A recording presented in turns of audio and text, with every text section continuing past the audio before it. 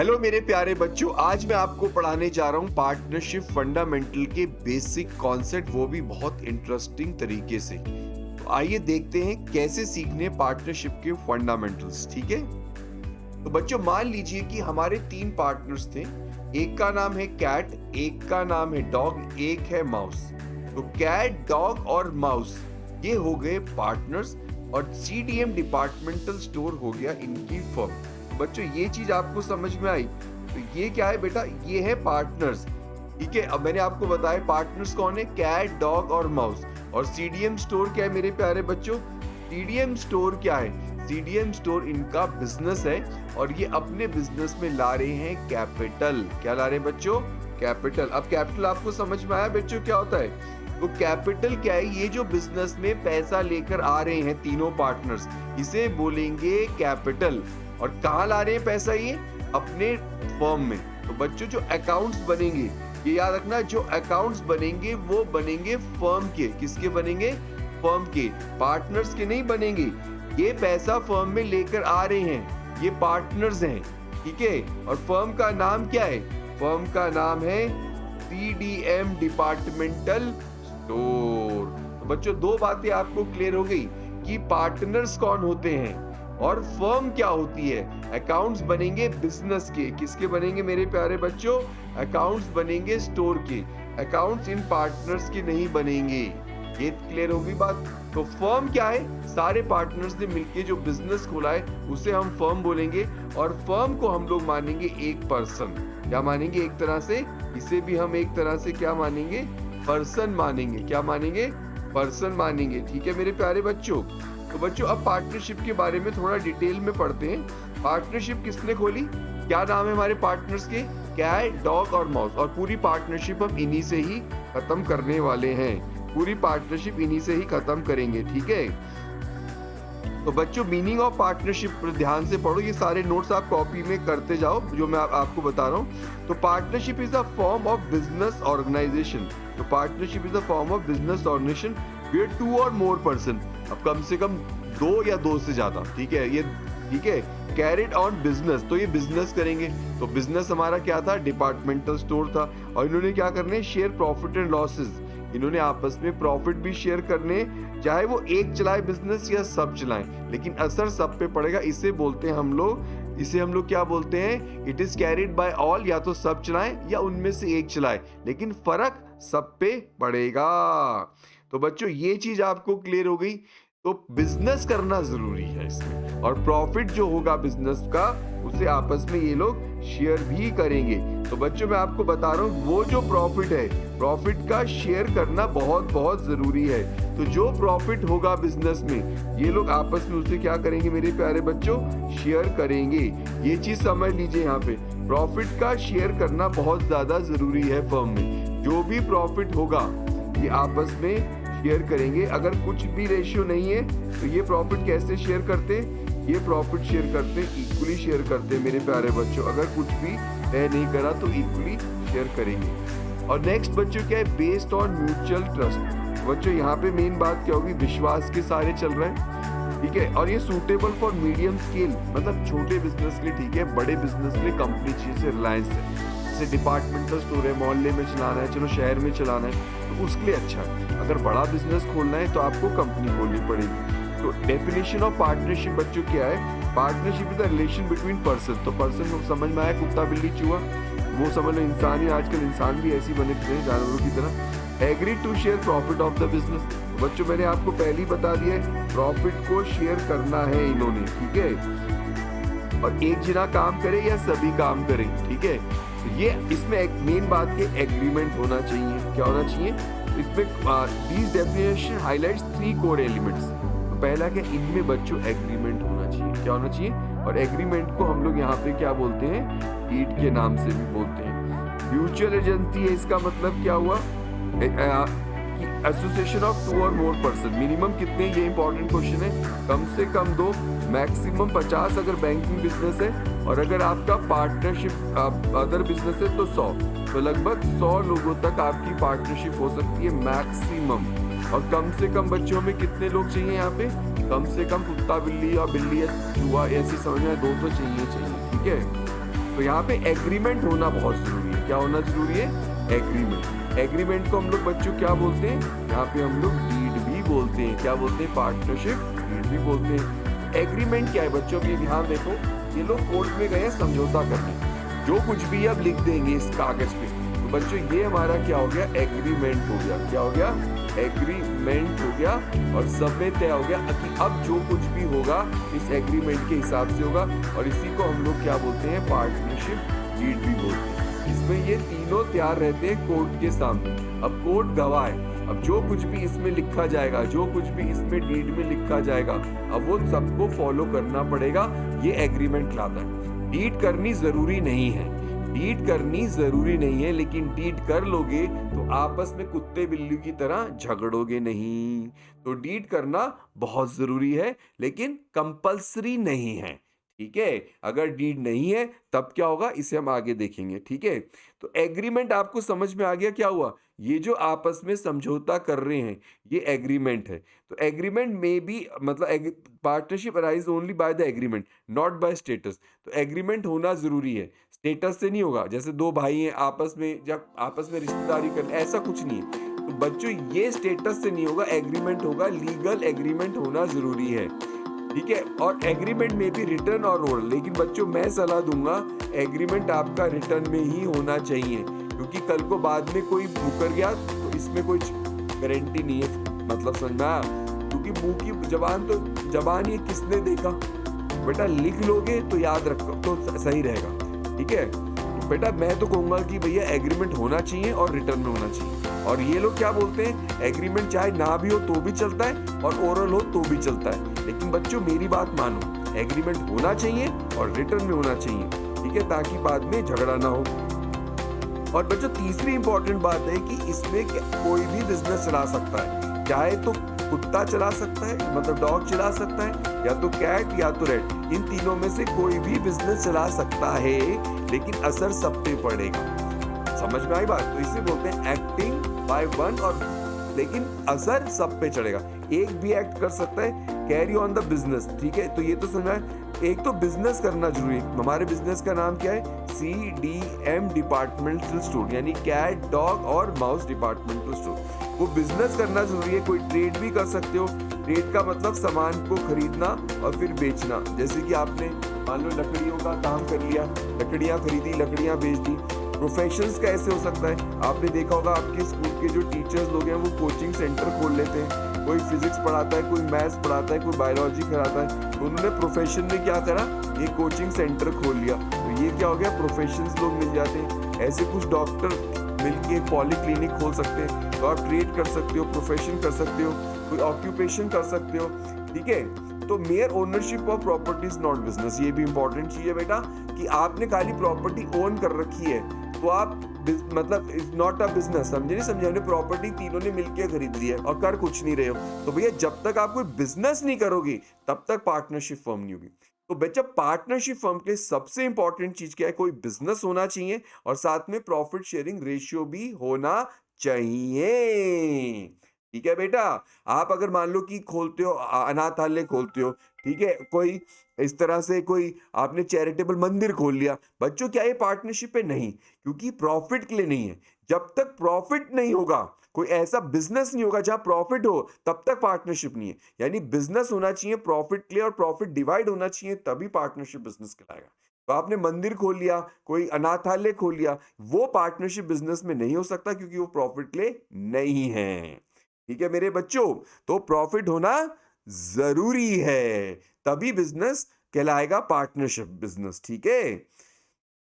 मतलब कहने का मतलब है प्रॉफिट का होना बहुत ज्यादा जरूरी है। प्रॉफिट आपस में शेयर होना ही चाहिए। यानी इस कुत्ता बिल्ली चूहे के बीच में जो प्रॉफिट होगा बिजनेस का, वो आपस में डिवाइड करेंगे तो ही पार्टनरशिप बिजनेस कहलाएगा, वरना नहीं कहलाएगा।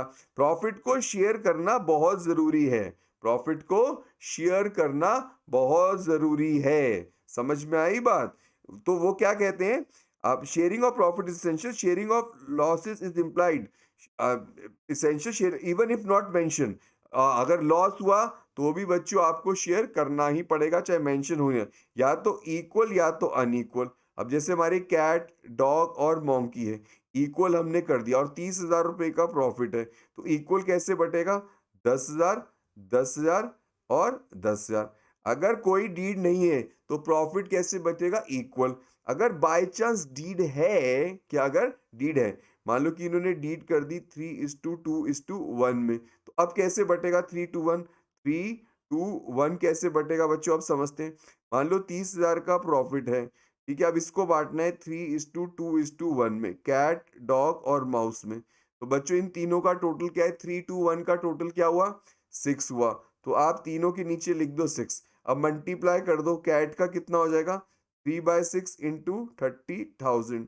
तो 6 के टेबल में 30 कब जाता है? बोलो।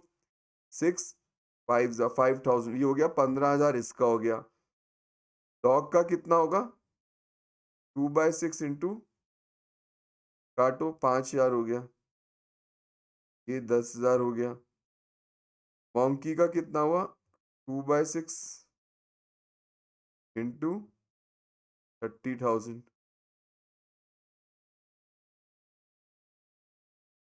कितना हुआ? 1/6 है इसका, सॉरी, कितना है? 1/6, ये हुआ 5,000। तीनों को प्लस कर दो, कितना हुआ? 30,000। कितना हुआ? 30,000। तो ये हुआ अनइक्वल प्रॉफिट। क्या हुआ बच्चों? ये हुआ अनइक्वल। चाहे तो बराबर बांट दो, अगर डीड में नहीं है, कुछ भी डीड नहीं करी, तो सबको बराबर मिलेगा प्रॉफिट, वरना डीड के हिसाब से अनइक्वल प्रॉफिट डिवाइड हो जाएगा। ठीक है मेरे प्यारे बच्चों, तो मैंने ये बोला है कि पार्टनरशिप में अगर एक भी काम करेगा तो असर सब पे पड़ेगा। समझ में आई बात? अब बिल्ली मान लो बंदर से एग्रीमेंट कर रही है, तो असर पूरे बिजनेस पे पड़ने वाला है। तो इसीलिए बोलते हैं म्यूचुअल एजेंसी। एक पार्टनर फर्म का एजेंट है, यानी कि ये जो अपना है, ये जो बिल्ली है, ये फर्म की एजेंट है। अब ये जो भी काम करेगी, इसका असर सब पे पड़ने वाला है, यानी कि अपने कुत्ते और मतलब कि जो है अपना जो अपना चूहा है, कुत्ता और चूहा, जो बाकी की दो पार्टनर्स हैं, उन सब पे भी असर पड़ने वाला है जो बिल्ली एग्रीमेंट करेगी। इसी को बच्चों हम लोग बोलते हैं, ये प्रिंसिपल ऑफ द फर्म है, ठीक है। Agent of the firm, principle of the firm, मतलब मालिक भी है और एक एजेंट भी है। हर पार्टनर अपनी फर्म का एजेंट है। Acting of one partner binds all the part, act of one partner binds all the partner, one for all and all for one. यानी एक पार्टनर जो एक्ट करेगा, एक पार्टनर जो हरकतें दिखाएगा, इसका असर सारे बाकी के पार्टनर पे पड़ने वाला है। इसी को बोलते हैं म्यूचुअल एजेंसी। तो अगर म्यूचुअल एजेंसी का एग्जाम में क्वेश्चन आया, तो इसका मतलब क्या हुआ? एक पार्टनर का एक्ट, ये नोट कर लेना, act of one partner binds all the partner, लिख देना, इसे बोलते हैं म्यूचुअल एजेंसी। तो म्यूचुअल एजेंसी का मतलब क्या हुआ? एक पार्टनर अगर कोई भी हरकत करता है, यानी एजेंट बन के, ये फर्म है, ये क्या है बेटा? ये है हमारी फर्म। तो फर्म का पार्टनर एजेंट होता है, ठीक है। तो पार्टनर एजेंट का काम करता है और वो उसका जो भी हरकत होगी, it will bind to all partner, इसे बोलते हैं म्यूचुअल। तो बच्चों पार्टनरशिप डीड तो मैंने तुम्हें बता ही दिया है। वो जो एग्रीमेंट करते हैं, क्या करते हैं? जो एग्रीमेंट होता है कोर्ट में, तीनों पार्टनर का जो एग्रीमेंट हो रहा है, उसे बोलते हैं पार्टनरशिप डीड। बच्चों डीड होना बहुत बहुत ज़रूरी है। अगर डीड नहीं होगी तो झगड़े बिजनेस में होंगे ही होंगे। तो मैं बच्चों पहले ही कह रहा हूं कि कोर्ट में जाके एग्रीमेंट कर लो, किसका कितना प्रॉफिट है, किसको कितना इंटरेस्ट, किसको कितनी सैलरी। बेटा अगर बाद में झगड़े हुए तो मत कहना मुझे। इसलिए मैं बार बार बोलता हूँ, पार्टनरशिप डीड जो है वो एग्रीमेंट है, ठीक है, पार्टनर्स का। इसमें पार्टनरशिप डीड में बताएंगे किसने कितना पैसा लगाया, कैपिटल मैंने बताया। प्रॉफिट शेयरिंग रेशियो क्या है? अब मान लो कि डॉग, माउस और कैट जो है, इन्होंने पैसा दिया बिजनेस में। इसने 50,000 रुपये लाए, ठीक है, इसने 70,000 रुपये लाए, इसने 2 लाख रुपए लगाए। तो बच्चों ये हो गई कैपिटल। तो बेटा कैपिटल क्या होती है? कि फर्म में जो जितना पैसा लेकर आ रहा है, उसे हम लोग क्या बोलेंगे? कैपिटल। प्रॉफिट शेयरिंग रेशियो मैंने बताया, मान लो कि 3:2:1। इंटरेस्ट ऑन कैपिटल, जो इन्होंने पैसा फर्म को दिया, चलो मैंने मान लिया कि इसमें 10% होगा। बच्चों ये तो मैं कह रहा हूं अगर डीड है, क्या? अगर डीड है, डीड में ये सब लिखा हुआ है, तो डीड के हिसाब से प्रॉफिट बटेगा। अगर इन्होंने बाय चांस डीड नहीं करी, तब क्या होगा? तब ध्यान से सुनो, तब ये प्रॉफिट शेयरिंग रेशियो हो जाएगा इक्वल। अगर डीड नहीं है तब मैं बता रहा हूँ प्रॉफिट इक्वल बटेगा, इंटरेस्ट ऑन कैपिटल नहीं मिलेगा। इंटरेस्ट ऑन ड्राइंग अगर डीड नहीं है तो नहीं मिलेगा, और अगर डीड है तो मान लो चलो 5% कर दो। सैलरी कमीशन पार्टनर को तभी मिलेगी अगर डीड है, अगर डीड नहीं है किसी को सैलरी कमीशन नहीं मिलेगी। ठीक है, रूल्स रिगार्डिंग एडमिशन कोई आएगा तो कैसे आएगा, तो जाएगा डेथ के समय किसको कितना पैसा मिलेगा, डिस्प्यूट्स कैसे सेटल होंगे, झगड़े कैसे ठीक होंगे, झगड़े में क्या करना है। तो बच्चों ये सब बातें हमें डीड में लिखनी पड़ेगी। ठीक है, कब कोई पार्टनर आएगा नहीं, एडमिशन कैसे होगा, रिटायरमेंट कैसे होगा, डेथ के समय कितना प्रॉफिट कितने गुडविल उसको देंगे डिसीज पार्टनर को, यानी जो मर गया। तो बच्चों ये सब बातें हमें डीड में लिखनी पड़ती हैं। तो बच्चों ये याद रख लो कि पार्टनर्स फर्म में पहले पैसा लाते हैं, इसी को हम लोग बोलते हैं कैपिटल। यानी कि फर्म में जो पार्टनर पैसा लेकर आएंगे उसे कैपिटल बोलते हैं। ठीक है, ये इनकी कैपिटल हो गई। अब यहाँ पे फायदा क्या है बेटा, हमारी मतलब पार्टनरशिप का फायदा क्या है, एडवांटेज क्या है पार्टनरशिप का। एक तो आसानी से बन जाती है, इसमें कोई लीगल फॉर्मेलिटी नहीं करनी पड़ती, इजी टू फॉर्म है। ठीक है, और इसमें और एक और फायदा है बेटा कि ज्यादा कैपिटल लेकर आ सकते हो, मोर कैपिटल ला सकते हो अकेले आदमी से। मैनेजमेंट अच्छा हो सकता है। देखो ना मेरे बच्चों, कुत्ता हो सकता है कि सेल्स बहुत अच्छी कर दे, इसको कुत्तों को बोलने की आदत ज्यादा ही होती है, क्योंकि सेल्समैन को बोलना ज्यादा होता है। तो कुत्ता हमारी सेल्स कर सकता है ना, मेरी बात समझ रहे हो मेरी बात। बिल्ली मौसी वो अकाउंट्स बना सकती है बहुत अच्छे। और समझ में आई बात, चूहा हो सकता है कि इधर उधर से सामान सस्ते में लेकर आ जाए। तो बच्चों ये टैलेंट्स होंगे तभी पार्टनरशिप बनती है ना, तो टैलेंट्स ज्यादा आ जाते हैं, क्या होते हैं, मैनेजर स्किल्स ज्यादा आते हैं। बेटा रिस्क शेयर हो गया पार्टनरशिप बिजनेस में, कद्दू कटेगा सब में बटेगा, फायदा भी बढ़ता है नुकसान, तो रिस्क कम हो गया सब में बटेगा रिस्क। फ्लेक्सिबिलिटी ज्यादा है। फ्लेक्सिबिलिटी मतलब आपका चेंजेस कर सकते हो, अगर पार्टनरशिप में बच्चों को चेंजेस करने हैं तो आप कर सकते हो, अगर पार्टनर्स में अच्छी अंडरस्टैंडिंग है तो चेंजेस मतलब फ्लेक्सिबिलिटी कर सकते हो। डिसएडवांटेज के अनलिमिटेड लाइबिलिटी। अगर फर्म में नुकसान हुआ तब इन तीनों की पर्सनल प्रॉपर्टी भी बिक जाएगी, इसे बोलते हैं unlimited liability. Risk of conflict, अब तुम्हें पता है कुत्ते और बिल्ली की बनती नहीं है, बिल्ली और चूहे की नहीं बनती, इसे बोलते हैं conflicts. No separate legal entity, इसका मतलब बच्चों यही हुआ कि बिजनेस और बिजनेस और जो पार्टनर्स हैं वो लॉ की नजरों में सेपरेट नहीं होते। अकाउंट्स में तो सेपरेट रखना पड़ता है वरना अकाउंट्स नहीं बनेंगे। लॉ की नजरों में बेटा कंपनी और शेयर होल्डर्स ही सेपरेट एंटिटी होते हैं। सेपरेट एंटिटी नहीं है, इसका ड्रॉबैक क्या होता है, वही है अगर लॉस हुआ तो बेचारे पार्टनर्स का घर भी बिक जाता है बिजनेस के लॉस को कवर करने में। सेपरेट एंटिटी कंपनी में सबसे बड़ा फायदा होता है, उसमें लिमिटेड लाइबिलिटी होती है, यानी कि अगर कंपनी लॉस में जाती है तो शेयर होल्डर्स की पर्सनल प्रॉपर्टी नहीं बिकती, इसे बोलते हैं लिमिटेड लाइबिलिटी। अकाउंट्स में बिजनेस और बिजनेसमैन को अलग रखना ही पड़ता है, लॉ की नजरों में सिर्फ कंपनी ही सेपरेट है बिजनेस ओनर से। लॉ की नजरों में पार्टनर्स और बिजनेस सेम रहते हैं लॉ की नजरों में, इसलिए उनका घर बार भी बिकता है लॉस के समय में। इसी को बोलते हैं नो सेपरेट लीगल एंटिटी, या अनलिमिटेड लाइबिलिटी भी इसे हम लोग बोलते हैं। समझ में आई बात। और बच्चों लैक ऑफ कंटिन्यूटी भी अगला पॉइंट, इसमें अगला पॉइंट भी लैक ऑफ कंटिन्यूटी भी बेटा अगला पॉइंट है इसमें। क्यों बेटा लैक ऑफ कंटिन्यूटी, कि अगर कोई पार्टनर मर जाता है डिस्प्यूट्स बहुत हो जाते हैं, इसलिए बिजनेस कभी भी बंद हो सकता है। और जैसे कंपनी रिलायंस टाटा बनती है उस तरह से एक्सपेंड नहीं कर सकते, छोटा मोटा बड़ा सा बिजनेस कर सकते, थोड़े बड़े लेवल का, सोल से बड़ा लेकिन कंपनी से छोटा, इसलिए हमने बोला लिमिटेड स्कोप ऑफ एक्सेम्पशन। अगर डीड नहीं है, अगर डीड नहीं है तो क्या होगा बेटा, इसे कॉपी पेन में लिख लो।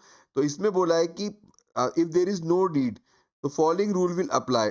ठीक है, ठीक है, following rule will apply. Rule profit sharing ratio, profit sharing ratio क्या होगा, रूल क्या है, rule of profit sharing ratio equal होगा, यानी कि जो प्रॉफिट होगा वो इक्वली डिवाइड होगा अगर डीड नहीं है। पहला पॉइंट तो ये नोट कर लो।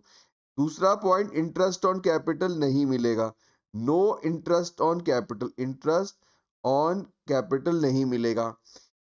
Interest on drawing not charge. तीसरा इंपॉर्टेंट पॉइंट क्या है, नो इंटरेस्ट ऑन ड्राइंग, तीसरा पॉइंट ये लिख दो।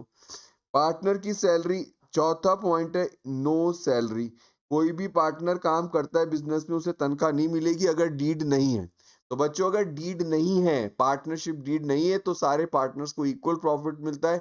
कोई इंटरेस्ट ऑन कैपिटल किसी को नहीं मिलेगा, चाहे कितने भी पैसे लाओ, कितने भी पैसे निकालो, फर्म उस पे इंटरेस्ट ऑन ड्राइंग चार्ज नहीं करने वाली। और किसी भी पार्टनर ने कितना भी काम किया, उसे कोई तनख्वाह देने की जरूरत नहीं है। और पार्टनर लोन पे ये पांचवा पॉइंट इंपॉर्टेंट है, 6% पर एनम इंटरेस्ट मिलेगा। आखिर ये पार्टनर लोन क्या होता है? देखो मेरे प्यारे बच्चों, पार्टनर कई बार फर्म में आउटसाइडर बन के उधार देता है। पार्टनर अगर उधार दे रहा है फर्म को, तो उसे बोलते हैं लोन, तो उसे बोलेंगे पार्टनर लोन। उस पे इंटरेस्ट ऑन लोन 6% मिलना ही मिलना है उसे, चाहे अगर डीड है या नहीं है। तो कम से कम अगर कुछ भी नहीं लिखा तो भैया 6% है, और अगर डीड में 10-12% रखा है तो भैया कौन मना कर रहा, दे दो। पर डीड नहीं है तो भी उसे 6% इंटरेस्ट ऑन लोन मिलेगा। देखो, इंटरेस्ट ऑन कैपिटल और इंटरेस्ट ऑन लोन में क्या फर्क होता है?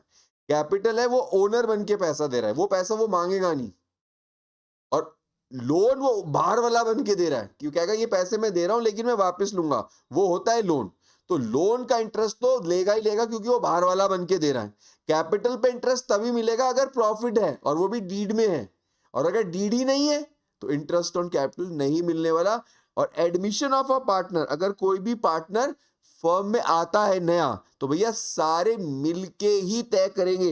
ऐसे नहीं कि कोई भी आ जाए मुंह उठा के, समझ में आ रही बात? अगर फर्म में कोई भी पार्टनर आता है, मान लो बंदर आ रहा है फर्म में, तो भैया सारे पार्टनर मिलके ही इसको एडमिट करेंगे, वरना इसका एडमिशन नहीं हो सकता है।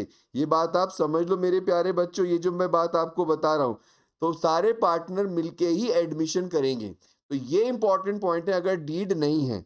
तो बच्चों अगर डीड नहीं है तो इंपॉर्टेंट पॉइंट क्या है, सारे पार्टनर्स को इक्वल प्रॉफिट मिलेगा। सारे पार्टनर्स को इक्वल प्रॉफिट मिलेगा। इंटरेस्ट ऑन कैपिटल किसी को नहीं मिलने वाला, ठीक है? ये भी समझ लो। कोई सैलरी पार्टनर को नहीं मिलने वाली, समझ में आ रही बात? हाँ।